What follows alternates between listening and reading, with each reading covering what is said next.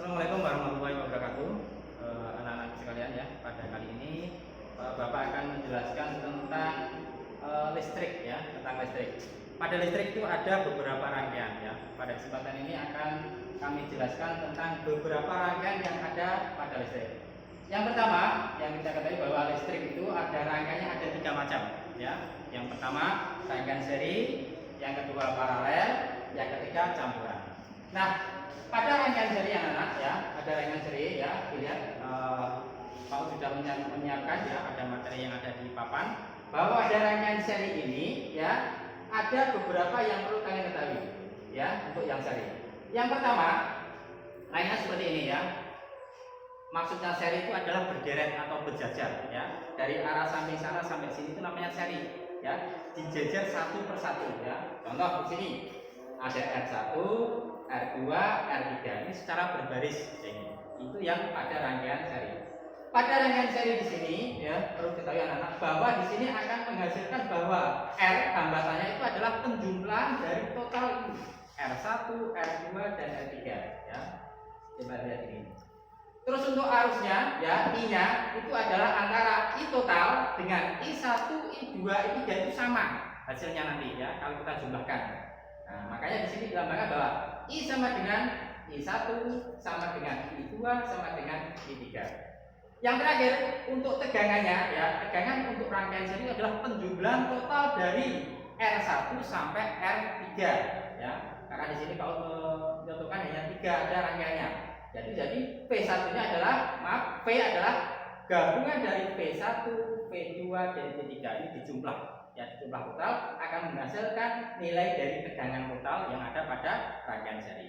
Ini ya untuk rangkaian seri. Yang kedua ada namanya rangkaian paralel. Ya, rangkaian paralel itu adalah tadi yang namanya itu berjajar, ini adalah bersusun.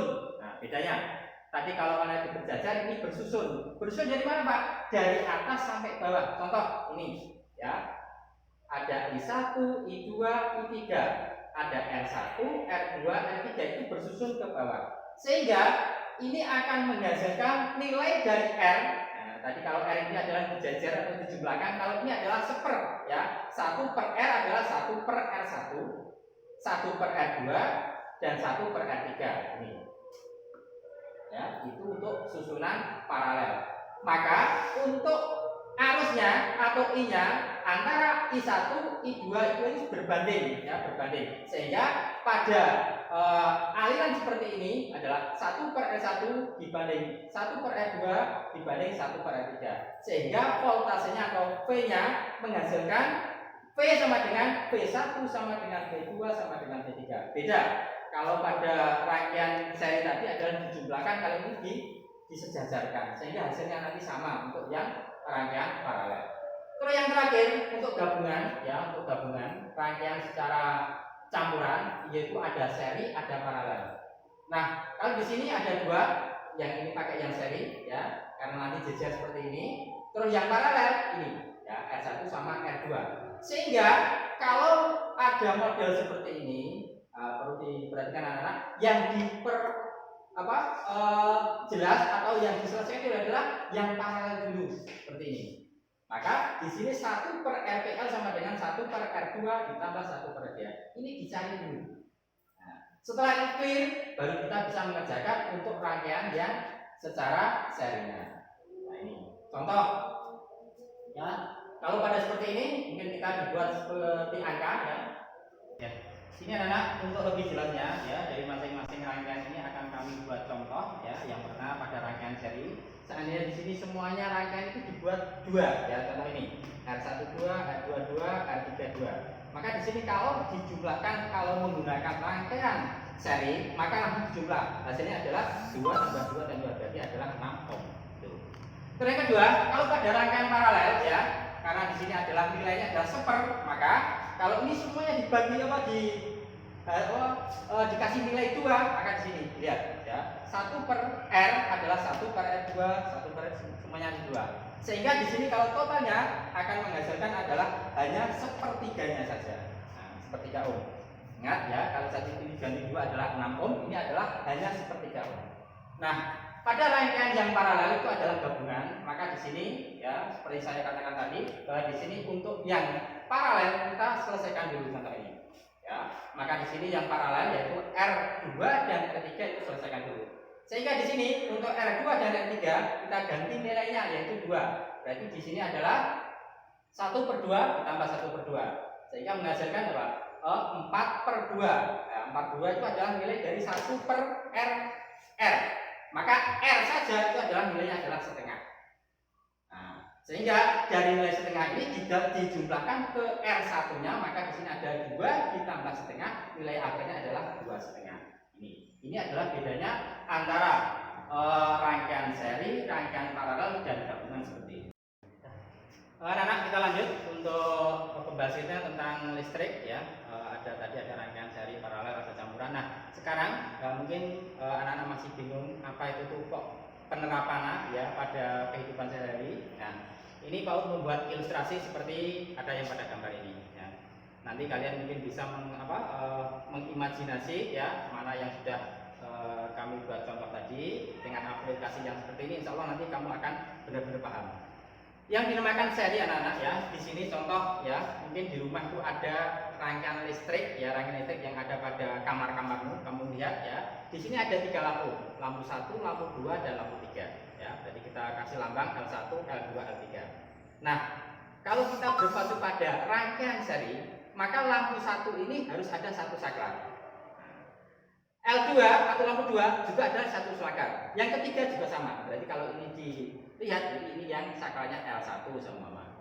Ini L2 dan L3. Jadi di sini yang dinamakan paralel, dinamakan seri itu adalah 1 lampu adalah 1 saklar. Ini ya. Dilihat ini ya. Nah, di sini dilihat ya, ini L1, ini L2 seperti ini dan L3 itu yang pakai rangkaian secara seri. Sedangkan yang paralel anak-anak ya mungkin agak rumit bagi kalian karena mungkin kalian formula untuk mempraktekkan mungkin agak kesulitan ya. Tetapi sebagai dasarnya aja nggak apa-apa akan kami kasih materi ini. Yang paralel itu adalah 1 saklar ini ya dipergunakan untuk 2 lampu. Contoh semua kami beri nama lampu A dengan lampu A, lampu B dengan lampu B. Sehingga kalau dinyalakan 1 saklar ini, saya lampu A ya, kasih A itu nyala, dicedekkan, maka yang nyala adalah A ini dan yang ini. Sedangkan yang kedua, yang B diceklekan, ya, maka yang nyala adalah yang B ini dan yang ini. Jadi di sini adalah intinya 1 saklar untuk 2 lampu. Itu yang dinamakan paralel atau digandeng. Bahasa Jawa itu digandeng ya. Kalau seri itu sendiri-sendiri masing-masing poin ya, 1 saklar 1 lampu. Tetapi kalau yang paralel ini adalah bisa tidaknya 2 anak-anak ya, bisa 3, bisa 4, bahkan nanti kalau ada di kantor ya, ambil saklar 1 itu untuk 5 bisa, 6 bisa, bahkan sekian lebih dari 10 juga bisa. Nah ini, itu yang dinamakan dengan paralel ya ini. Dan di sini ada masing-masing keuntungan dan kerugiannya ya. Kalau yang seri ini, mohon maaf anak-anak, kalian akan boros di pengabelan dan juga di pembiayaan yang lainnya. Nah, ini. Tetapi kalau seri, ceklek total semuanya tekan, ya. Tetapi apa? Pemborosannya dia Pak disetrum. Karena apa? Di sini nanti yang digunakan hanya 1-2 lampu tapi nyala semuanya, ya. Jadi nanti kalian akan bayar KWH-nya terlalu tinggi kalau pakai yang paralel ini. Tetapi kalau seri sesuai dengan kebutuhan kita. Tetapi biaya awal untuk listrik, untuk kabel dan sebagainya itu adalah biayanya agak tinggi dibanding dengan biaya yang paralel.